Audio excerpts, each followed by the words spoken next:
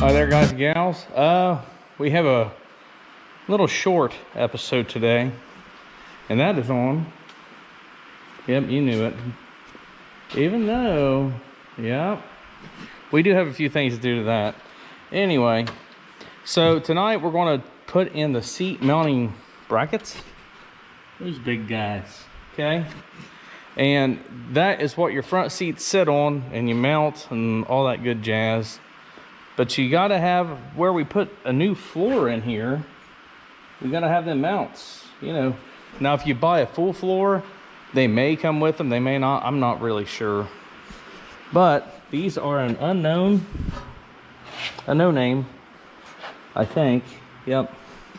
And they came with the car, so I don't know who made them.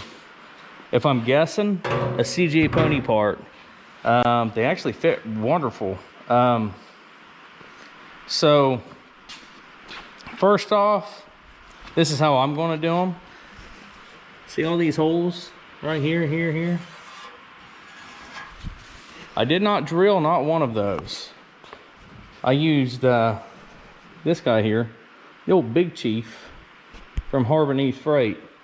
And he punches a hole right there, and he crimps right there, so watch your hand back here. Kind of a flawed design. This crimps something. I have not used the crimper side yet. I don't really know what the heck it does. Crimps metal together? I don't know. But whatever it does, I'm sure it does it pretty well, because those Chief tools seem to be pretty decent. So first off, we drilled holes in all of these. The next thing we're going to do with this piece of metal is take off this paint where we're going to weld it. That way so we get a good solid weld. Now, how do you know if you got these things in the right spot? Right? Let me grab a little flashlight. Yep, that was charged up good. These little things, man. I got them from work. And man, they are freaking awesome. So what I did was I set the pan down, and actually it really does fall right into place for the most part. Now, can you see right through there? See the daylight? Daylight come and I want to go home.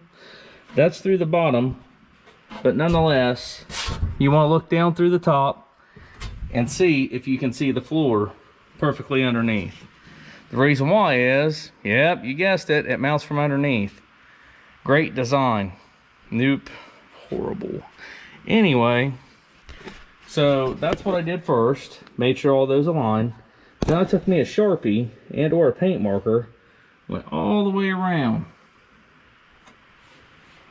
That way so I knew where to do the grinding on it. And I'll show you on the other side for the grinding.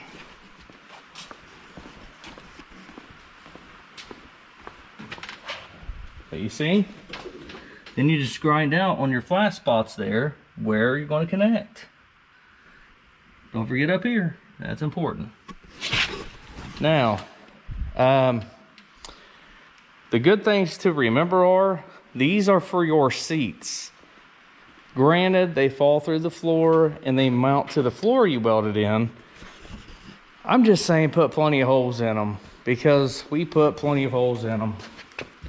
I mean, plenty of holes in them. Little tabs, yep. Some of them even got 2. If I could squeeze 2 of them in there, I'd squeeze 2. You can go 3 if you want. It's really your choice. But this is how I'm going to do mine. And I didn't get to talk a lot about the transmission on this thing. So whenever we get it back on the rack, this is not a 4L60. That's your transmission. This is not an AOD transmission, apparently.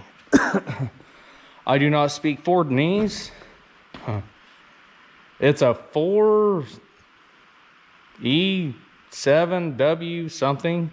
47EW, whatever it is an AOD, but with electronic throttle valve in the transmission, whatever it is.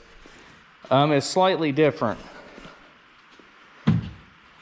Anyway, I won't even go into all that. But for the shifter, I watched a guy and he had a Bronco shifter. This is a Mustang, the 94 shifter. The bracket and all. So if you're putting an AOD in, get the Mustang shifter. Don't use the Ford Explorer one. The Ford Explorer one looked like a pain in the butt. This one's gonna be, dare I say, user friendly, installer friendly. Use what works a lot easier, wouldn't you? That's just a little food for thought. But tonight, this is all we're going to do to this. We did install, and hopefully whenever we start doing the electronics, we might have a working horn also. So we got all of this, with the exception of the steering wheel. We got all of the electronic parts, and look, so that should work. All of that stuff at CJ Pony Parts. The wood steering wheel, not so much. We actually picked it up for 50 bucks, and it's a 66 original. In good shape. Look at that baby. Love it. It really adds to the car. Anyway, that's all I'm planning to do tonight. So this is a short, sweet, to the point video. I'll show you some of my welds if you want, I guess. Maybe show you how the seats mount up and what the interior is going to look like. Does that sound like a plan? Let's go ahead and just aim for that. Again, I'm not going to show the welds. You guys have seen welds a million times, especially mine, because they are like all over this car. Wheel wells, front bumpers, spoilers, and yeah, everywhere. Anyway, so I'm going to weld those up. We're going to set the seats in it just to see. They're going to look freaking sweet. So give me a few minutes. I'm going to do that, and then we'll see how they look. All right, so a few things to expect when you're installing these is you're going to have to beat this lip down. More than likely, you're going to have to, tack it down with a hammer. I did, and, and there's a reason why I'm trying to keep you like right there to the floor. I didn't put in, obviously, the passenger seat. One, I wanted to show you that you're going to have to beat that thing down with a hammer. I used body hammers. I'm trying to keep you away from seeing. Okay, you ready to see the seat? I only put the driver one in. I didn't put the back one in because it's kind of all in vain, because I got plenty of work to do before that. This is the first time this seat has ever been in this car, period. Look at that. Look at how she's gonna flow together really good. My goodness. That is just, I'm gonna say it, that is super sharp. Will you just look at it? I'm really glad I went with these collars. I actually was going to do something totally different, and yeah, I'm glad that I stuck with this, because I'm telling you, with the door panels, the seats, we have a red, red stuff and black stuff combined. Probably gonna have a black dash, I think, to set it off and make it a little just pop. And we might do black carpet yet, I don't know. But we have the red door panels, and well, red and black. It's just, I think it's coming together great. So I'm pretty darn happy about that. That's pretty sweet. Obviously we are going to be doing, the windshield and the seal, but while we have the windshield out, we're also going to attempt to put our headliner in. Whew, never done one of those before in my life. And the rear window was just setting in there. I pushed like barely and got this out of there. Yeah, she's rusty, she's crusty. Well, not rusty, just crusty. But it's, yeah. So we're going to try, I think we might try to make this, I don't know. Shoot, all it is cheap cardboard looking stuff, right?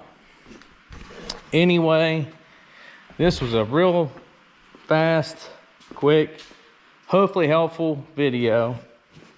That's just the way I did it. I did hole plug type welds. I did plenty of them, and that is absolutely positively going to stay. So I don't have any fear of it not being safe at all. I don't know, you guys can do however you want, but that's how we're going to end this video with, man, I'm telling you, I'm just loving that seat, and the interior colors are just, they're really going together well. And I have never seen this type interior. I don't really remember ever black and red, really, especially on like an old pony car. It's pretty cool. But anyway, guys and gals, before I get talking too much, I'm gonna go ahead and end it, and I appreciate you watching. If you don't mind, just a real quick, you know, somewhere there, hit the old like, subscribe button. I'd appreciate the heck out of it.